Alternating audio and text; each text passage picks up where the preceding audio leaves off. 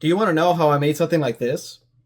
Let's watch this video and find out. Hi everyone, welcome back to my channel. So as you know, I sell at conventions and I make my own artwork on the side. And some of my products are actually 3D prints. As you can see right here, I have like these little critters that I make. And I've been trying to dabble more into my 3D printing, like what I can actually do with it. And I actually came across this video right here. And it gave me this kind of idea to turn my own artwork into a 3D print and seeing how I could do something like that, if I can even do something like that. And as you can find out, yes, I can, and I would love to share with you guys how I went about it, and maybe you can turn your own artwork into, 3D prints and have fun with that. 3D printing does get a lot of, hate, mostly because of stuff like this.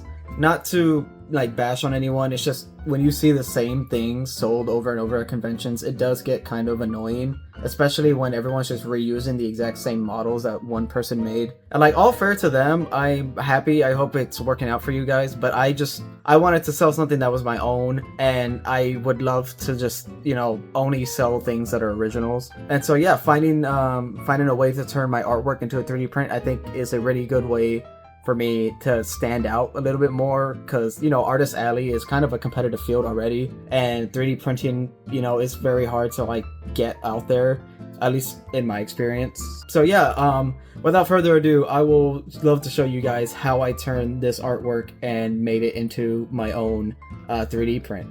But without any more delay, let's get right into it.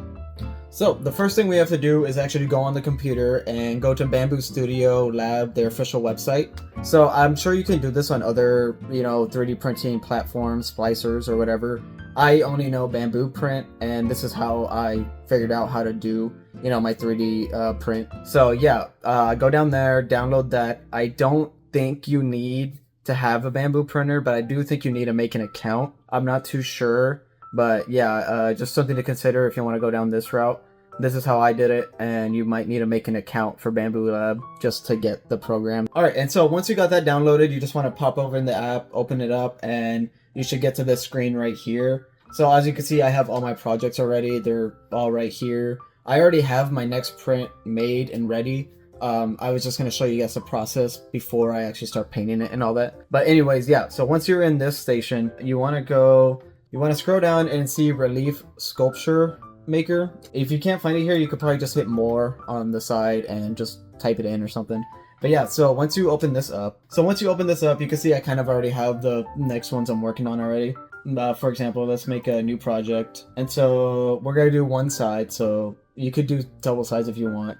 You can generate your own images, and as an artist, I cannot recommend you do that. Please do not do that. I hope you don't do that. I worked really hard on mine, like my drawings, and to turn it into a 3D print is really cool. And I'm not here to tell you what to do and what not to do, but it would really suck to see someone just, make an AI image and then do stuff with that. Anyways, you can drag or drop your images into here. So for example, let's go with, okay, I'm just using this one as an example.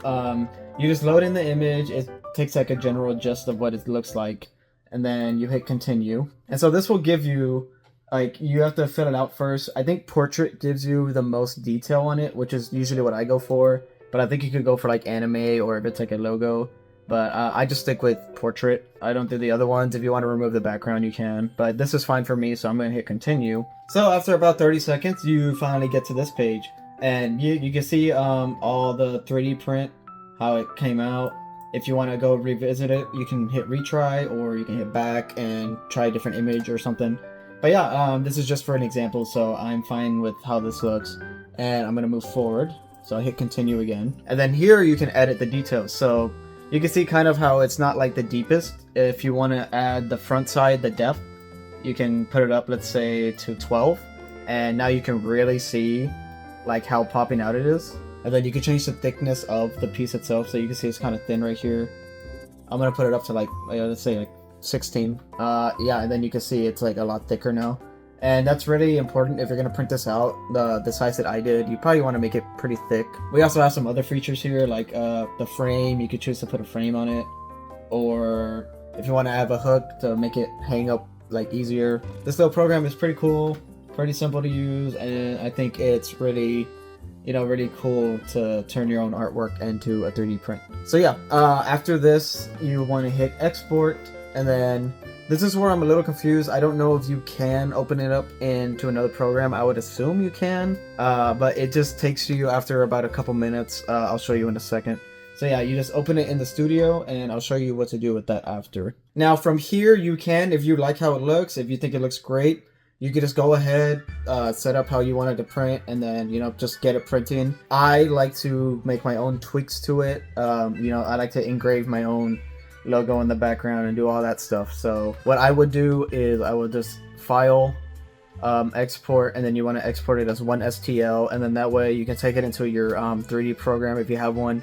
I use Blender, it's free, so if you don't have one, get Blender. I'm not going to show that part, but I did some tweaks to it, and then yeah. So I'm going to show you guys the one that I'm actually going to print. So this is the one I actually ended up printing. It's about 8x8, and you can see I made some tweaks on the back so it can hang up. You know, you can put it on your wall or whatever.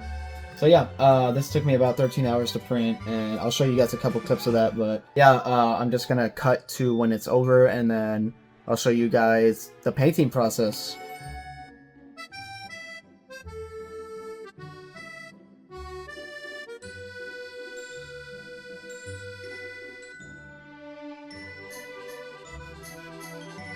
So yeah, this is how it came out. I think it came out really good. I love how it looks, and I have a good idea on how I'm gonna paint it. This is actually my Fox artwork that you can see right here.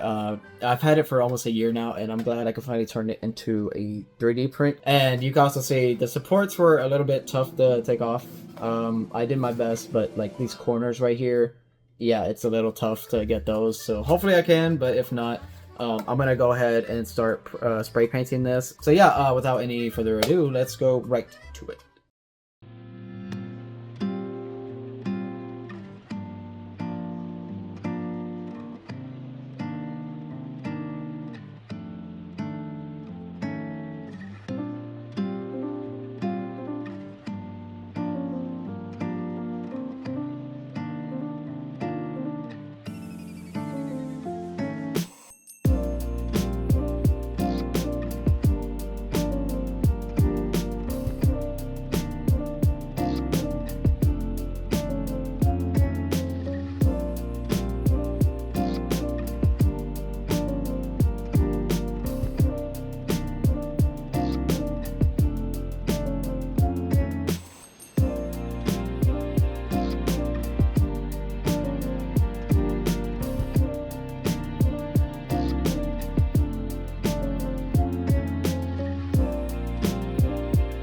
At this point, it was time for me to use my airbrush. I gave it a good clean on the inside to make sure there was no paint left over, but after all that, I was ready to go.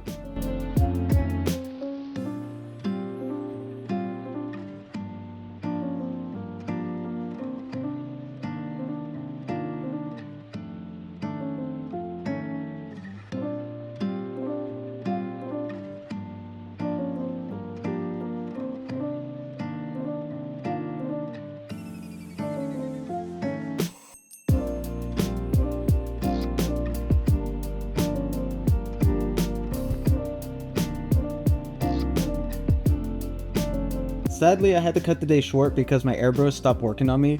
When I gave it a good look inside, I saw that there was a broken part and I had to get that replaced. So after a day of waiting for my replacement, I was finally back in action and ready to go.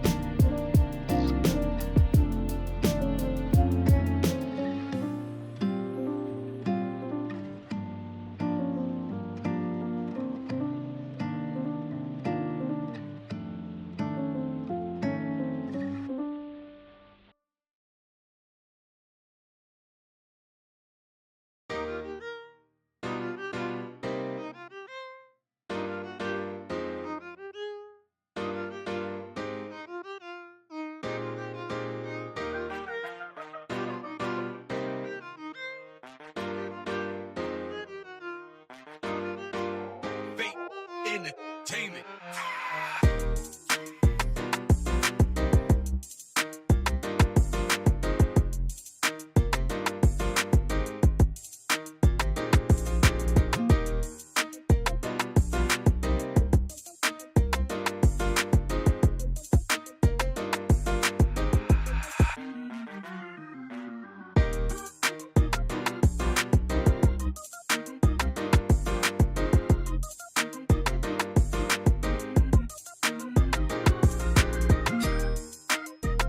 Now I'm done with all the spray paint and I could come in with the final details.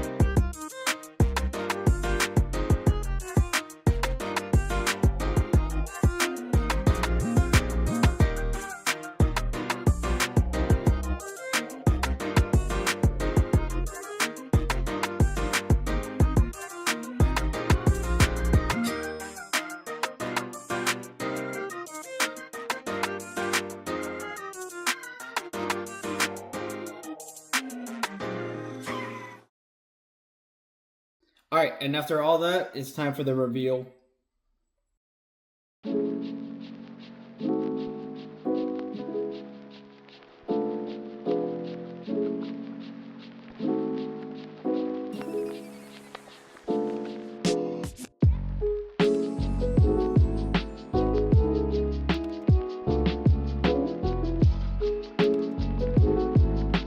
Yeah, so as I mentioned, my idea was like to have kind of like, you know, one light source and then, you know, kind of illuminate the thing. I think next time I'm gonna have a darker background to really illustrate that point. But yeah, otherwise I think it came out pretty good. I would say the only thing is I had like different, the primer was different, so I kind of wanted it more smooth, but if you look closely enough, I don't know if it picks up on here, it kind of looks like a little gritty. Which, I mean, it adds texture, so that's good, but I don't know. I think I would like it a little bit more smooth. So yeah, I'm thinking about adding this along with my inventory that I sell at conventions, because although these can be replicated, I mean, they're gonna look different every time since I'm spray painting them and like hand painting them too. So, you know, it's still kind of like a collection, not really one of a kind, but more like a collection. And I think that'd be really cool to add. I just need to find a spot to put all these guys at. I might have to rearrange everything that I do. But yeah, let me know what you guys think. I hope this was helpful for you guys if you want to start doing something like this yourself. Yeah, I hope you learned something from here, and I would love to see kind of the stuff that you guys make, and I would love to show you guys the stuff I make in the future, because I have a lot of ideas for how I can move forward with this. But yeah, anyways, thank you guys so much for watching. Leave me any comments down below. Stuff you want to see, stuff if you want to see me do anything else like this again. But yeah, anyways, thank you guys so much for watching, and I'll catch you guys in the next video. Peace.